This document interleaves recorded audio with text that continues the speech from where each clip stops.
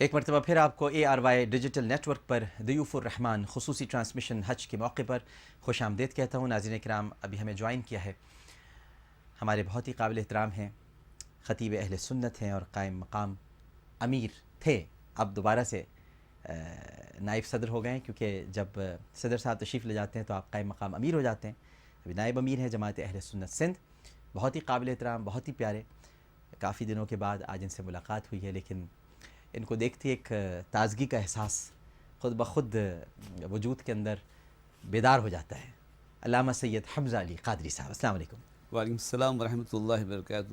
حضرت سب سے پہلے تو حرمین شریفین کی یاد کے ساتھ جی، حرمین شریفین سے جو لوگوں نے آپ کے لیے سلام بھیجا ہے وہ امانت آپ السلام. تک پہنچانا چاہتا ہوں. وعلیکم السلام. اور اتنی روحانی خوشی ہوتی ہے کہ ہر حاجی اور حج عمرہ کرنے والا جب ملتا ہے تو آپ کے لیے اور آپ کی ٹیم کے لیے الحمدللہ. دعا گو ہے. اللہ تعالیٰ آپ کی خدمات قبول فرمائے. بہت شکریہ، بڑی مہربانی.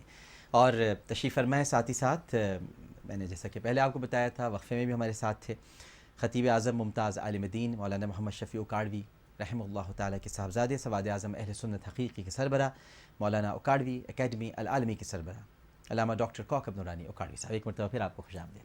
بہت شکریہ.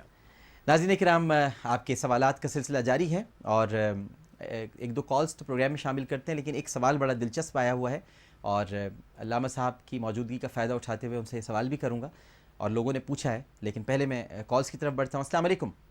السلام علیکم سر. وعلیکم السلام. جی، کون صاحب بات کریں؟ ڈاکٹر صاحب کیسے ہیں آپ؟ خیریت سے ہیں؟ الحمدللہ. آپ ٹھیک ہیں؟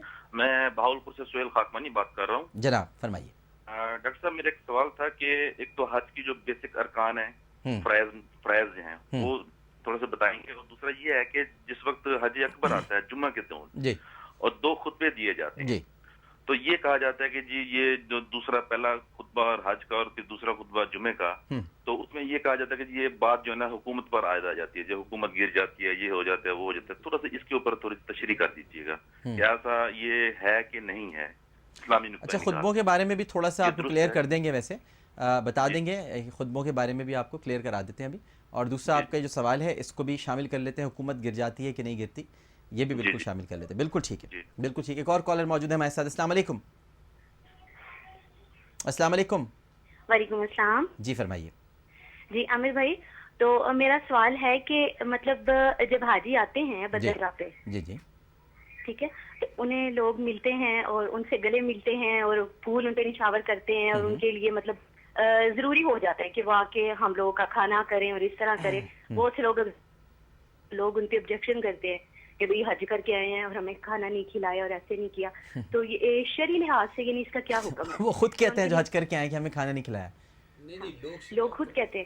اور نہیں، جو حج کر کے آتے ہیں وہ کہتے ہیں. نہیں حاجی صاحب نہیں کہتے. حاجی لوگ تو آتے ہیں حج کر کے، لیکن جو لوگ ملنے جاتے ہیں نا وہ بعد میں اپنے ہی گھروں میں جا کے کہ دیکھو بھئی حج کر کے آیا، اب اس پہ فرض تھا کہ ہم لوگوں کو کھانا کھلاتا پیٹ بھر کے، لیکن اسے نہیں کھلایا. یہ بہت سے لوگ آبجیکشن کرتے ہیں. دوسرا مجھے یہ ہے کہ مطلب میری یہ پرسنل سوال ہے کہ ہم میاں بیوی ایک دوسرے سے بہت پیار کرتے ہیں، اس کے باوجود ہم لوگوں کے بہت کلیش رہتے ہیں. ہر دوسرے تیسرے دن بغیر کسی وجہ کے مطلب اتنا جھگڑا ہو جاتا ہے، ہمیں سمجھ نہیں آتی. تو پلیز اس کے لیے مفتی صاحب سے ضرور کچھ پوچھ کے بتائیے گا، کیونکہ آپ کا وہ رمضان المبارک میں بھی پروگرام تھا، بہت اچھا، میں دیکھتی رہی، تب بھی کال کرتی رہی، کال نہیں ہوئی تھی. جی ضرور پوچھتے ہیں، بالکل پوچھتے ہیں. بالکل ٹھیک ہے. سوالات آگے ہیں، لیکن ایک سوال علامہ صاحب آپ سے آغاز کرتے ہیں. یہ جو جانوروں کے نام رکھ دیے گئے ہیں، گجنی، چلبل پانڈے، باڈی گارڈ، یہ جانوروں کے نام ہیں اور آپ کو پتہ ہے سارے اداکاروں پر اور ان پر. اب یہ تو قربانی کے جانور ہیں اور باقاعدہ بڑے ٹیلی ویژن پر ان کے دکھائے جاتے ہیں کہ گجنی آ گیا ہے مارکیٹ میں، 8 لاکھ اس کی مالیت، اس کی قیمت ہے، گائے کی، بیل کی ہے، جو بھی ہے، اور چلبل پانڈے کی قیمت 10 لاکھ ہے. تو یہ جو ہم کر رہے ہیں یہ اچھا کر رہے ہیں؟ مجھے اجازت دی ہے اول تو آپ کا کمال اور ان کا جمال ہم نشی پہ اثر کرے مجھ پہ.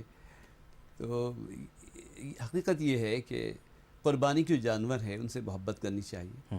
جانوروں کے نام رکھنا بھی حضور کی سنت ہے. سرکار کی سواریوں کے نام خطبہ دیا خطبہ پہ. اور یہاں تک کہ جو قربانی کے جانوروں سے محبت کرتا ہے، ان کو سجاتا ہے، قربان گاہ تک محبت سے لے جاتا ہے. اطلاق خصوصی اس آیت کا تو قربانی کے جانوروں ہی کے لیے تھا کہ اللہ تعالیٰ نے فرمایا اعوذ باللہ من الشیطان الرجیم وَمَن يُعَظِّمْ شَعَائِرَ اللَّهِ فَإِنَّهَا مِن تَقْوَى الْقُلُوبِ.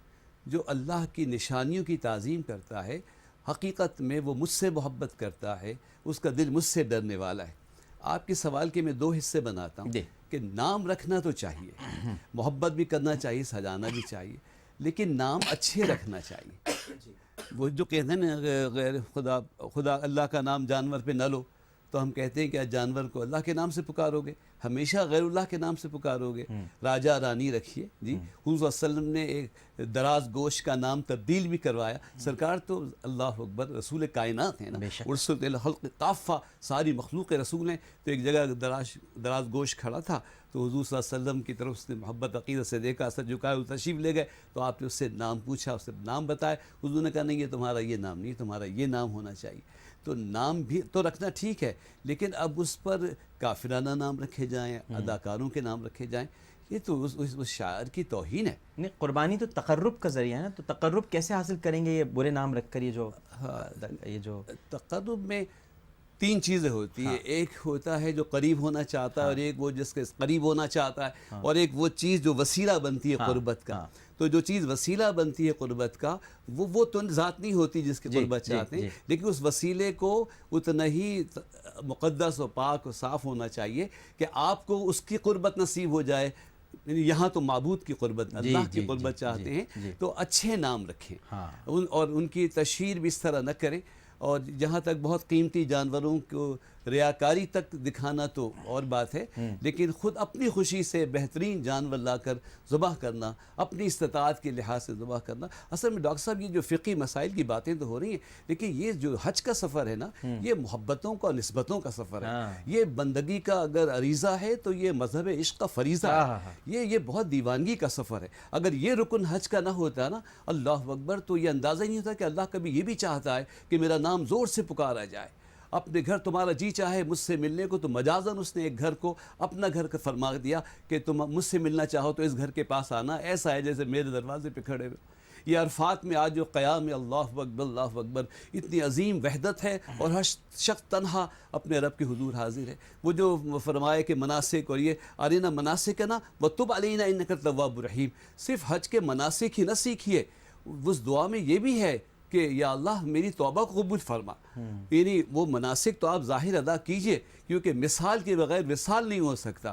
تو یہ جو مظاہر ہیں، جو تمثیلات ہیں، لیکن اندر ایک روحانی سفر ہے جو بندے کو رب سے قریب کر رہا ہے۔ بندہ اگر مال سے محبت کر رہا ہے تو مال تقسیم کرتا ہے، اپنے گھر سے محبت کرتا ہے تو گھر چھوڑتا ہے، ذی قارب کو زینت، ہر چیز چھوڑ کر رب کی رضا چاہتا ہے۔ تو حضرت یہ سارا سفر ہے جس میں اتنے مسائل پیش کیے جا رہے ہیں، بیان کیے، تو اپنی جگہ ہے اس کے۔ اور یہ پھر ایک بات یہ ہے کہ کتنی بھی محبت اور عشق ہو جائے، اللہ اکبر، محبت مقامات، کبھی مقامات سے گزر کر محبت ہوتی ہے، کبھی محبت مقامات سے گزارتی ہے، لیکن مقامات سے گزر کر کبھی مقامات سے گزر کر محبت ہوتی ہے، اور کبھی محبت مقامات سے گزارتی ہے۔ لیکن دیکھیے حج کا سفر بتاتا ہے کہ مقامات کا اور اوقات کا تعین ہی تمہیں بتائے گا کہ تم حد سے کہیں نہ گزر جانا۔ اللہ اکبر، مقام کے بھی حدود ہیں، اوقات کے بھی حدود ہیں، اللہ اکبر، مناسک کے بھی میری واجبات اور اس کے تقدیم و تاخیر، اور پھر ساری محبت اور عشق کے باوجود شریعت غالب رہتی ہے۔ اللہ تعالیٰ قبول فرمائے۔ علامہ صاحب، ڈاکٹر صاحب، جیسا کہ شاہ صاحب نے گفتگو کی، قرآن میں واضح ہے وَالْبُدْنَ جَعَلْنَاهَا لَكُم مِّن شَعَائِرِ اللَّهِ، قربانی کے جانوروں کو شعائر اللہ کہا گیا ہے۔ اب اس کے بعد پوچھنے کی بھی گنجائش نہیں رہتی کہ ان کے نسبت کسی ایسے لفظ سے کر دی جائے جو نہ تو اخلاق قبول کرے نہ دین قبول کرے، اور جو خدا کے باغی ہوں ان سے نسبت کی جی ہاں، تو یہ جو کر رہے ہیں یہ گستاخی ہے، ان کو احساس نہیں ہے، یہ گستاخی ہے، اور اس گستاخی سے ان کو بجائے کسی فائدے کے شدید نقصان ہو سکتا ہے۔ یعنی وہ اتنے گناہ گار ہوں گے کہ انہیں احساس نہیں، تو ایسی غلطی نہیں کرنی چاہیے۔ ٹھیک ہے۔